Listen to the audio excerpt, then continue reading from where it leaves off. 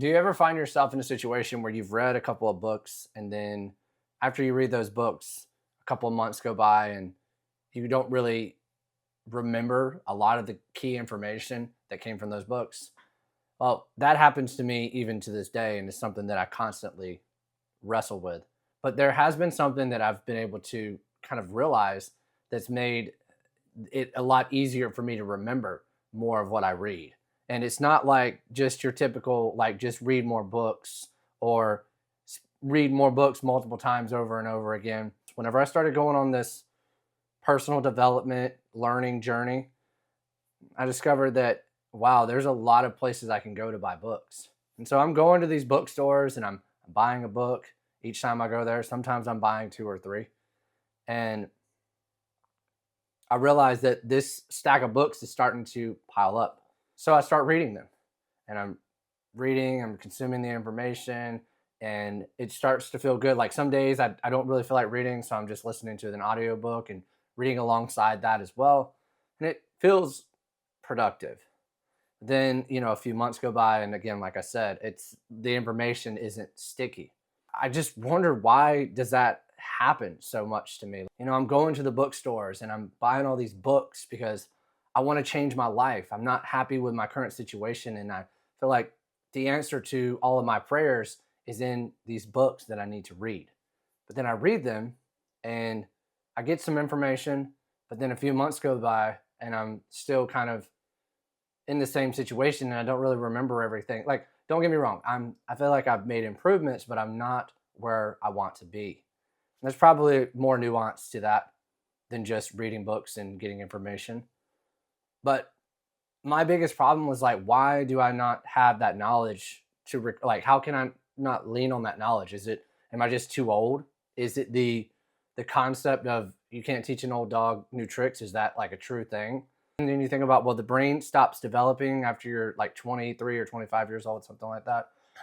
But I don't think that that's true, because I got to a certain point in my life where I started to see change. I read the book Growth Mindset by Carol Dweck, and that opened my eyes to areas in my life that I just, this the unknown unknowns, that the things you don't know that you don't know.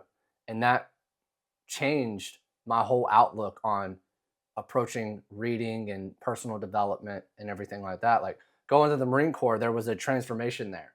And I thought that there's times where I thought, well, am I just too old now that I can't change, or like my habits just kind of set in stone, or can I still change them? But after reading Growth Mindset, that really helped me. But not to go on a tangent, but it was like, okay, well, what do I do to make this work? I've tried taking notes, highlighting, rereading the same book more than once.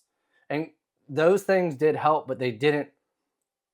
I mean, I can just, right now where I'm at now, there's still things that I don't remember from certain books. It doesn't lock in the knowledge the way that I feel comfortable with it, if that makes sense. And a lot of times when I'm taking those notes, it's not really something that's sustainable. I found myself too many times going through and writing all these notes and then never going back and rereading the information, and just like, what's the point?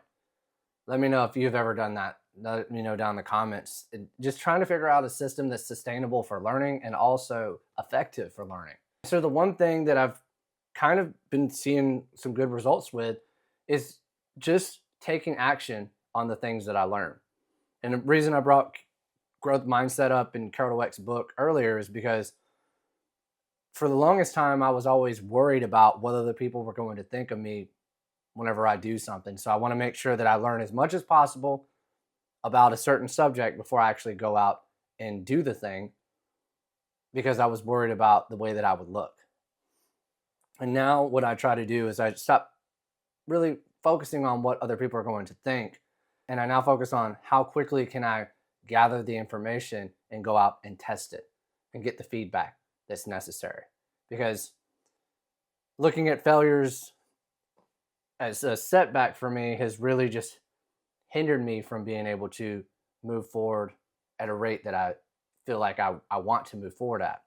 Now that I look at them as more of stepping stones on a path to move forward in my life, it's a lot easier for me to go out and apply the things that I learned. And so the one takeaway, the reason I'm saying all this, the reason I'm telling you all this is that I think it's good to take notes every now and then to kind of wrestle with the information and summarize it in your own words. But what I found is most effective and most sustainable for like my life is to just go out and apply what you learned from that chapter, that paragraph, whatever it is, as soon as possible to get that real time feedback. Because you have to perform something so many times before it becomes a habit, right? And a habit is something that's formed in your subconscious that you just automatically do without even really thinking about it. In order for neuro pathways to be strengthened, science says that there has to be time that goes along, and there has to be a gap between you using the information and then allowing some time to forget and then actually applying that thing or actually recalling the information, better said. That's how you strengthen knowledge and make it stronger. So just because you read the book doesn't mean that you're just going to have the information is going to be sticky. Think about how many videos you may have watched on YouTube that you were just educating yourself on certain things, and ones that you look onto your watch history and you didn't even remember you even watched. Let me know if you can relate, because there's been too many times that I've done that. But you think about that with books too. If you're reading a lot of books, if the goal is to focus on reading as many books as you possibly can, well, if your focus is on just reading the books and not actually taking action on the things that you read, the knowledge is probably not going to be as sticky as it would be if you read a few books and then just apply what you learn. Because applying what you learn is a test in and of itself. It's a test of your understanding of that specific thing.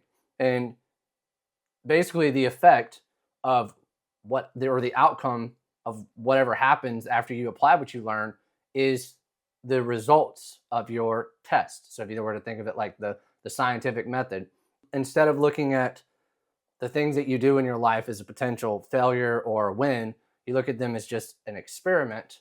Then you can go out and you can just do your test. You have your hypothesis, you conduct your experiment. You do that enough times and you're going to start to be able to draw a new conclusion. So with all that being said, I think it's good to read books, but I think it's even more important to go out and take action. I don't care if you're listening to an audiobook or if you're reading a book or if you're listening and reading at the same time. I think the most important thing is to go out and actually apply or test your knowledge of that specific thing. Because if you're not doing that, then you're not actually incorporating it into your life. And therefore, if you're not using it, the whole saying is like, if you don't use it, you lose it. I think that applies to whenever you're learning or studying information and trying to make it sticky knowledge in your mind. So keep learning, keep growing, keep going, and I'll see you in the next one.